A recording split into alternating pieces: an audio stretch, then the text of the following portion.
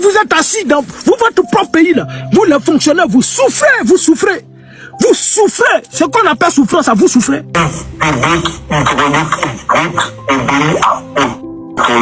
Les personnes qui construisent les routes, les personnes qui font une activité quelconque, qui prélèvent l'eau dans le domaine hydraulique, oui. C'est les cours d'eau, c'est les feux, oui. les rivières, etc. Pour ça, ils vont prendre l'eau avec les motopompes, oui. Avec un support. Sur ta maison. Quand tu n'as pas utilisé l'eau de seau d'ici, si tu utilises l'eau de seau d'ici, il n'y a pas de souci. Parce que quand tu utilises l'eau de seau d'ici, tu vas payer. Ça, il n'y a pas de souci. Mais à partir du moment où tu fais un forage et tu recueilles de l'eau, tu dois demander l'autorisation du régime du RDR. C'est venu vers nous, même vers les apolitiques, tous ceux qui sont en politique en Côte d'Ivoire, c'est venu vers nous tous. Mais comment un régime peut autoriser ça, peut demander ça? Le RDR a attrapé torche en pleine journée en Côte d'Ivoire. Et puis il se promène comme ça dans tous les secteurs d'activité. Plutôt dans tous les secteurs d'activité. Il se promène comme ça. C'est où on peut passer pour avoir l'argent. C'est où on peut passer pour avoir l'argent. Où on peut passer. Il reste un peu. Chaque matin, il va se promener dans chaque porte. Pour vous, les douleurs du RDR, qui avait 4 femmes. Chaque femme a 20 enfants. Tu es là. Non seulement tu es là, tu es en train de bosser, et puis tu attends l'eau. On ouvre tout pour garder. Quand ça fait on dit à la voiture qui est en train de demander. Ça vient un coup comme ça. D'ici 30 minutes, c'est fini. C'est parti encore. Et souvent même, ça ne vient pas. Vous pouvez rester là pendant plus de une semaine où ça ne vient pas. Et puis moi, j'ai dit non. Moi, je ne peux pas. Vous savez, vivre sans eau là, c'est facile. Voici des individus qui profitent de toutes les largesses de la Côte d'Ivoire. Vous ne payez pas l'eau, vous ne payez pas courant, vous ne payez pas carburant, vous ne payez pas maison, vous ne payez rien en Côte d'Ivoire.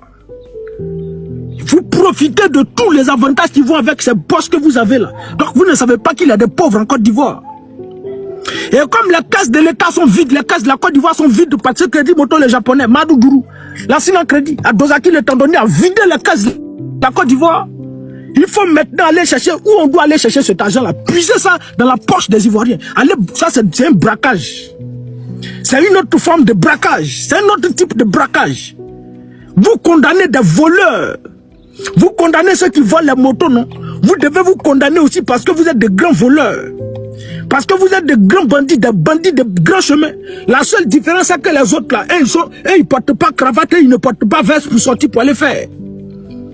La seule différence entre vous et puis les voleurs là, c'est que eux, quand ils sortent là, ceux qui vont voler la moto là, et ils ne portent pas cravate et ils ne portent pas veste. Mais vous êtes des voleurs. Vous êtes des voleurs. Aujourd'hui là, vous avez asphyxié tous les Ivoiriens. Dans tous les secteurs d'activité, vous voulez gagner de quoi manger. Dans tous les secteurs d'activité. Les motos aujourd'hui, parce qu'avec l'avènement des réseaux sociaux, le commerce en ligne a commencé, à donner des activités, à donner du travail à plusieurs jeunes. Puisque plusieurs jeunes filles s'asseyent sur les réseaux sociaux pour faire ce qu'on appelle le commerce en ligne. Donc, du coup, tu fais un commerce en ligne. Quelqu'un qui est assis à Yopougon qui veut payer ta marchandise. Tu fais comment pour lui expédier ça? Donc, moi, je suis là. Bon, j'achète ma moto et voici, je fais mon commerce en ligne. Mais là encore, comme vous avez vu que ça a commencé à prendre, les Ivoiriens ont commencé à être indépendants, à faire cette activité. Qu'est-ce que vous avez fait, vous, le régime du RDR? Vous êtes allé prendre une loi pour dire à partir d'aujourd'hui, les motos et motocyclistes ne doivent plus circuler dans le Grand Abidjan. Simplement parce que vous avez vu que des jeunes sont en train de chercher, gagner de quoi à manger avec cette activité-là.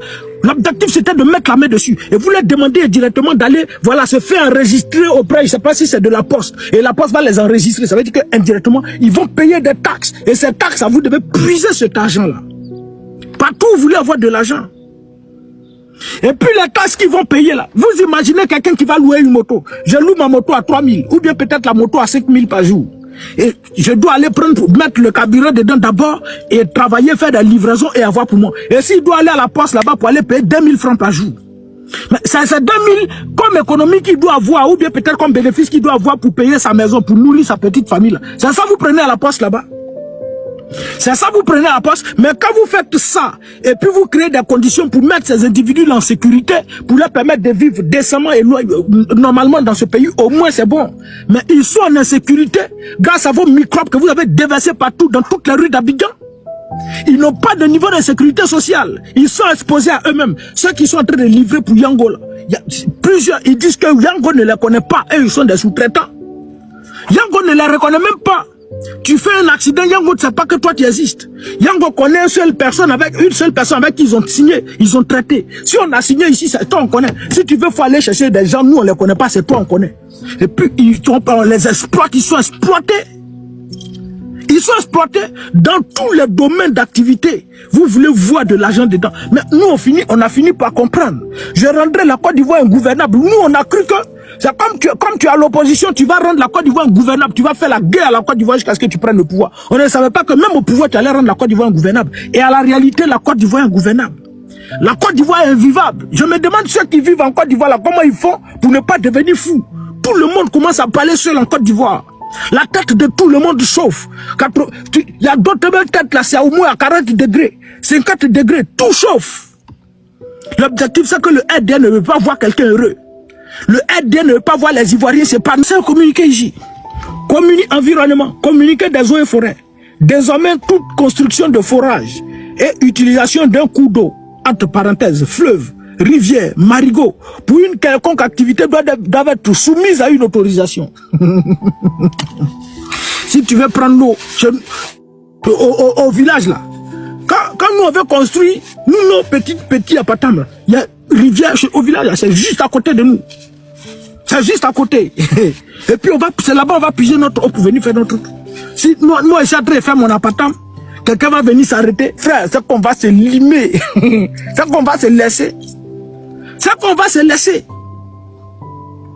C'est parce que le peuple accepte. Et vous, dans votre stratégie là, vous savez ce que vous êtes en train de faire. Vous avez apeuré, c'est-à-dire votre stratégie là, fait peur aux Ivoiriens. Bien, on va écouter Pulchéri Balé. Vous allez écouter Pulchéri Balé. La vidéo, tu l'as, monsieur le ministre? Oui, je l'ai. Montre la vidéo que tu l'as là. C'est qui? Allons-y. Monsieur le ministre, la vidéo, écoutons ici. Depuis 2024, il y a eu une nouvelle procédure pour arrêter les gens, qui est l'enlèvement. Parce qu'en principe, quand on enlève quelqu'un, on est en droit de se dire que c'est le fait de bandits. Qui a été enlevé cela? J'arrive. On est en droit de se dire que c'est le fait de bandits. Et alors, on saisit la police ou la gendarmerie pour faire des recherches, pour retrouver la personne qui a été enlevée.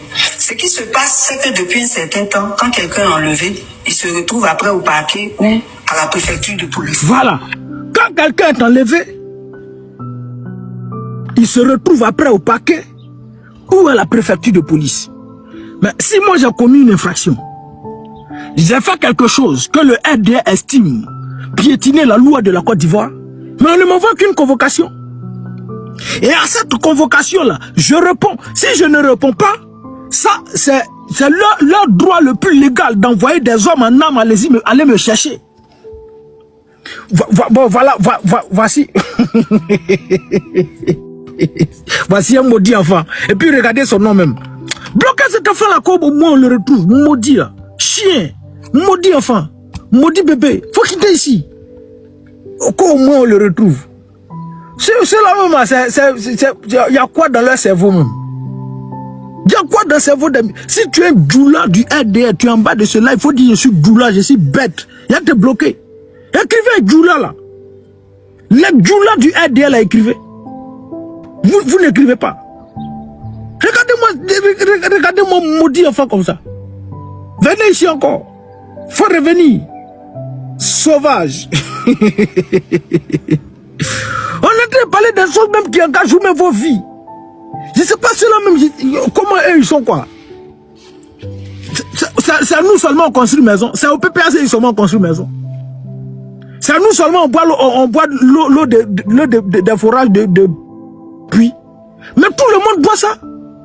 Bon, maintenant, eux, ils disent que pour boire là, il faut demander autorisation. Pour utiliser, il faut demander autorisation. Nous, on est en train de parler ici là. Même si tu es bête, faut t'asseoir, faut dire bon, au moins, c'est pour nous tous, il est en train de parler, on a qu'à regarder.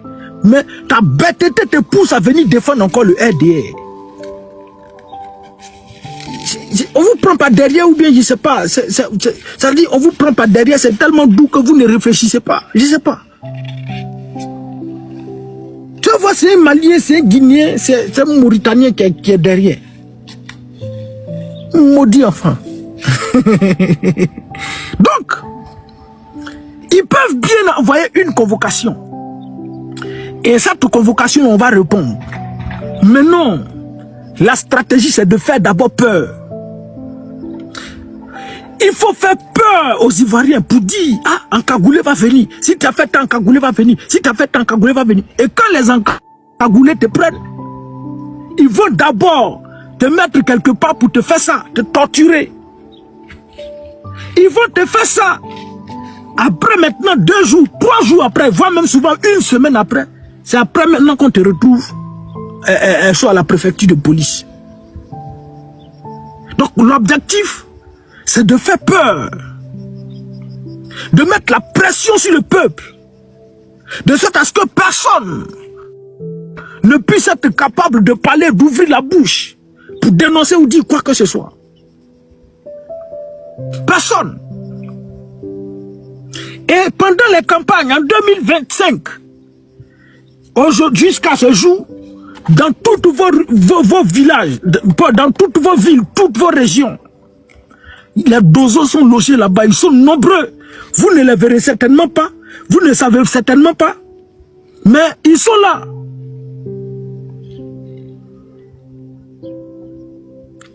Toi, donne-moi de répit, je suis malade. Faut pas t'avoir m'embrouiller ici. Hein. Faut pas t'avoir m'embrouiller ici. Hein. Bloquez-lui. Moi, je suis au hôpital. Faut quitter ici. Qu'on donne-moi des répits. Chien là. Pas vous êtes venu m'embrouiller ici. Hein.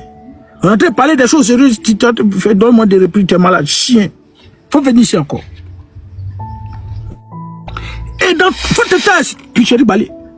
toutes vos régions, dans vos villages là, dans Dozo là, on les envoyait là-bas partout. Je crois bien à Guiglo ou bien où là, il y a un Dozo qui a éliminé monsieur non. Et ils se font substitut de la police, de l'armée, de la gendarmerie, des militaires. Et puis c'est eux qui contrôlent des documents. Ils sont là, vous ne savez pas, vous n'avez certainement aucune idée. Mais il faut avoir une petite, il faudra qu'ils aient une petite occasion. Ou bien une petite manifestation. Ils vont se dresser contre vous. Et c'est ce qu'ils ont fait à Nayo. C'est ce qu'ils ont fait à Nayo. Le RDS s'est préparé en conséquence. Et ils sont en cours d'idées. Et ils ne peuvent pas débattre. Et ils ne sont pas des politiques.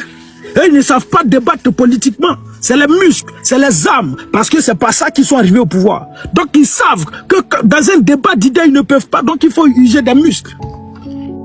On a vu le petit Josias qui a été menacé de mort. Simplement parce qu'il a critiqué le régime. Bon, enfin, pas il a critiqué. Il a fait un reportage pour rétablir les faits dans leur contexte. On a Gagaï Robert. Qui a Gagaï Robert? Comment les choses se sont passées? Il a fini d'expliquer. Et le RDR envoie un individu pour dire, bon, peut-être c'est Bakongo, ou bien je sais pas, Tene Birema Ouattara, faut aller dire, lui là, il ne mérite pas de vivre. Parce qu'il a dit la vérité. Son reportage était empreint de vérité. On ne doit pas dire la vérité en Côte d'Ivoire. Les faits, l'histoire de la Côte d'Ivoire, on doit la truquer. Et donc, ce qu'on vit aujourd'hui en Côte d'Ivoire, on n'a pas le droit d'en parler. Vous ne voulez pas pomper, non? Vous êtes assis, tu as dit, tu es assis dans ton salon, tu as attrapé ta télécommande, tu as ta cigare, et puis tu es en train de fumer ta cigare, tu es assis dans ton salon. Faut te réveiller, frère. Ici, c'est pas ton salon. C'est pas télé. On est sur TikTok, on est sur les réseaux sociaux, frère. Il faut pomper. Il faut sécuriser. C'est pas dans ton salon ici. Ça, toi, tu es dans ton salon, non? Je vais couper. On va, si moi, je suis magicien pour toi, éteindre toi ta télé, tu es couché dans ton salon. Et puis toi, moi, j'ai fait magie et puis il a éteint ta télé. Il a coupé. Il faut pomper. Vous êtes là, vous êtes en train de regarder. On communique, les frères. On a été communiqué. Vous me laissez seul, moi je suis en train de parler. C'est pas fou. Moi je suis fou quoi. Bonsoir Henson. C'est que 2 camions, ça là. Faut passer ici. Attendez, là, ils vont passer là. Faut quitter ici, c'est comme moustique, ça là.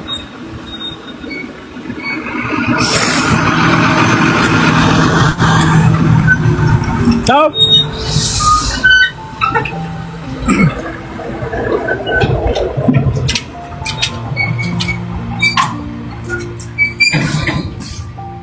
Allons-y, puis chérie Balé. Allons-y. Ce qui signifie que ce sont les forces de l'ordre qui font cela. Il y a beaucoup de personnes. Le mercredi 20 novembre 2024, il y a un étudiant de l'ex-organisation UNESI qui a été enlevé. Il a été retrouvé à la préfecture de police. Après, il est parti en prison. On l'a libéré dans le cadre de la grâce présidentielle. Le 19 décembre... Bien. Donc, les encagoulés, venez écouter. Merci, la vidéo, je l'ai. Non, c'est pas ça. Attends, voilà. Les 700 personnes qui ont été arrêtées. Oui. Il y a le fils de qui dedans? C'est ça. Babo dedans, et tous ces leaders de lancé, y compris Picheri Balé, le gars de la fille ou de la fils a été arrêté. Personne. Qui aura 3 mois d'emprisonnement. C'est ça. 3 ans, pardon, d'emprisonnement. Le fils d'Herman n'est pas dedans. C'est ça. Le fils de Cué n'est pas dedans. Le fils de Bali n'est pas dedans. Et puis vous lancez des mots d'ordre, vous êtes cachés. Oui. Non, mais c'est trop énervant, il faut le dire aux Ivoiriens, il faut qu'on arrête cette façon de faire la politique en envoyant les fils des autres à la base. C'est ça. Doucement, je le dis et j'assume mes responsabilités. Tout doucement. C'est inacceptable. Oui. Tout doucement. On est là justement, quels que soient les points de vue que vous avez, on respecte vos points de vue. Mais jusqu'à ils s'énervent. Hein.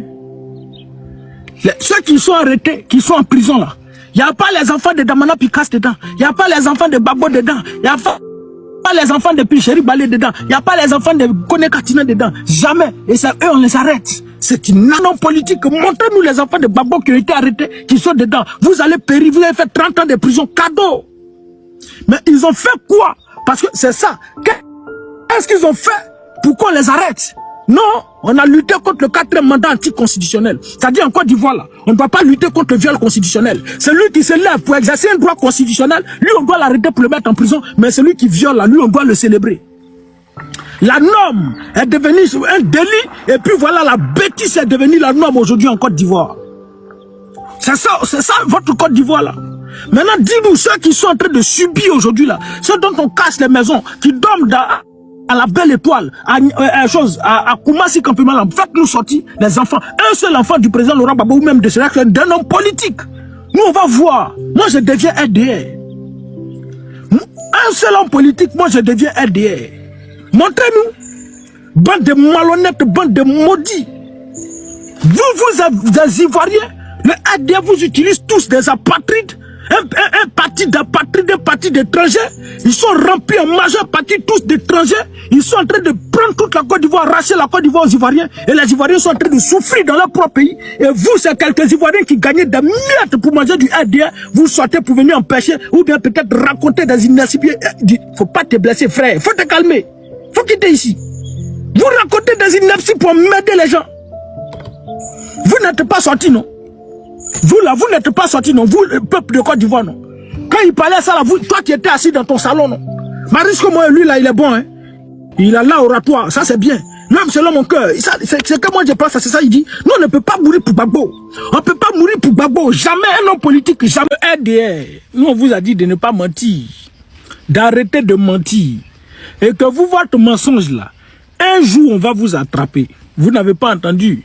Vous avez menti jusqu'à un matin, brou. On vous a attrapé, on vous a pris la main dans le sac.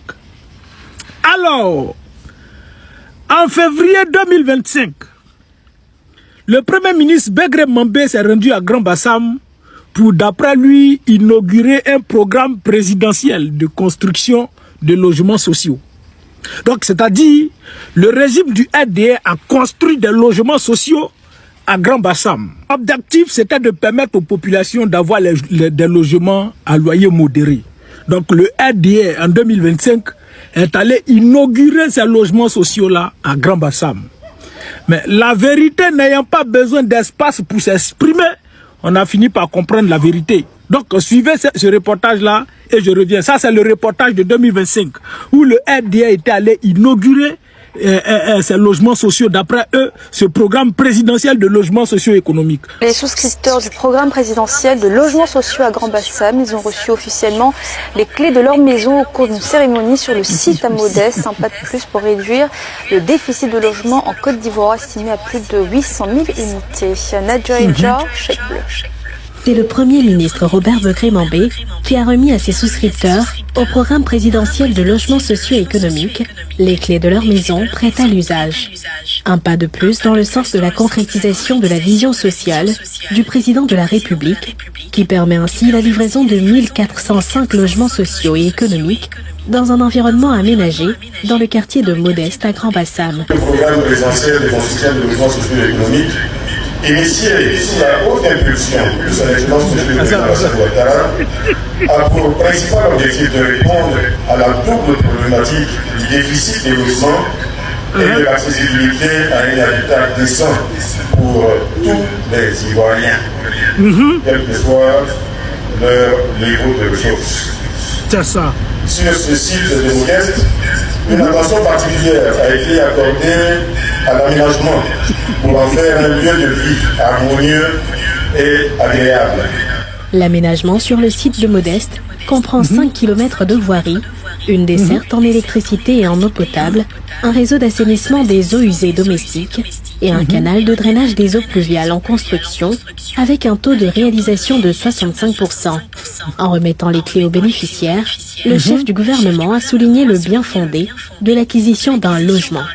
Plus que des maisons, chers frères et sœurs, c'est pour beaucoup d'entre nous un des importants projets de vie qui s'accomplit aujourd'hui. Recevoir les clés de votre logement, c'est récupérer un bien précieux, garantir la stabilité de la famille et investir dans l'avenir. Le programme présidentiel de logement socio-économique devient, jour après jour, une réalité concrète qui témoigne de l'engagement du gouvernement à garantir un logement digne et accessible à tous. Cette étape de Grand Bassam constitue la première phase d'une série de remises de logements sociaux et économiques qui va se poursuivre à Songon et Bingerville.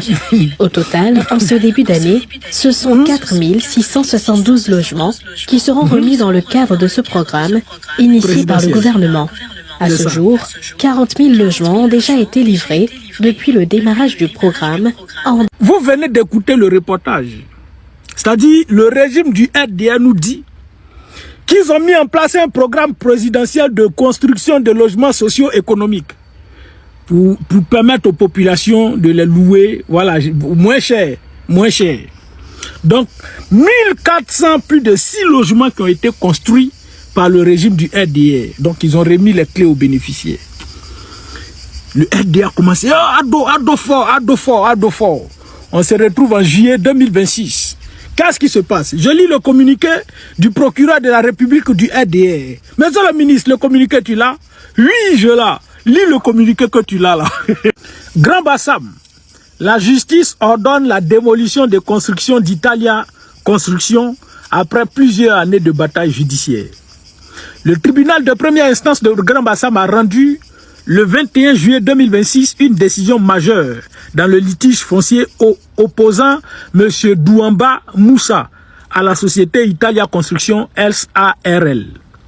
Par son jugement, la juridiction a reconnu M. Douamba Moussa comme propriétaire légitime d'une parcelle d'un hectare couverte par le titre foncier numéro 5204. En conséquence, le tribunal a ordonné le déguerpissement immédiat d'Italia Construction, de ses biens ainsi que tous les occupants installés sous son autorité et a prescrit la démolition de l'ensemble des constructions réalisées sur le site. Bon, j'ai plus trop continué. Donc voici ce que le RDR, on vient nous dire.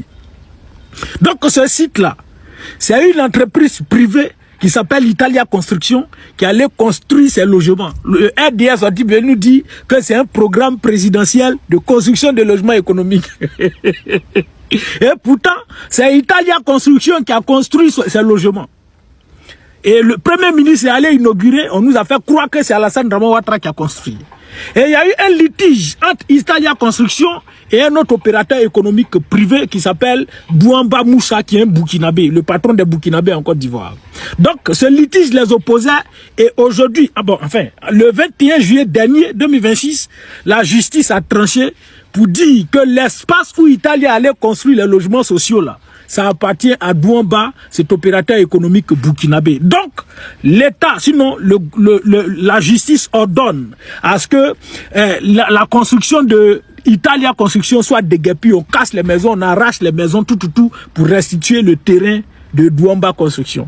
Maintenant, par quelle alchimie le RDA est allé célébrer ça? Venez nous dire que c'est Ado qui a construit ces logements sociaux. Vous voyez comment vous mentez? Vous voyez comment vous mentez? On a construit Stade de Bimpe qui a été construit par les Chinois. Ado allait inaugurer. On dit non, Ado a construit Stade de Bimpe. Le troisième pont qui a été construit par Bouygues, Ado allait inaugurer. On dit non, c'est Ado qui a construit le troisième pont. Ils sont en train de construire l'immeuble encore, non? Quand l'immeuble a fini de net là, on a dit c'est Ado qui a construit ça. Derrière là, vous allez voir qui a construit ça. Vous mentez.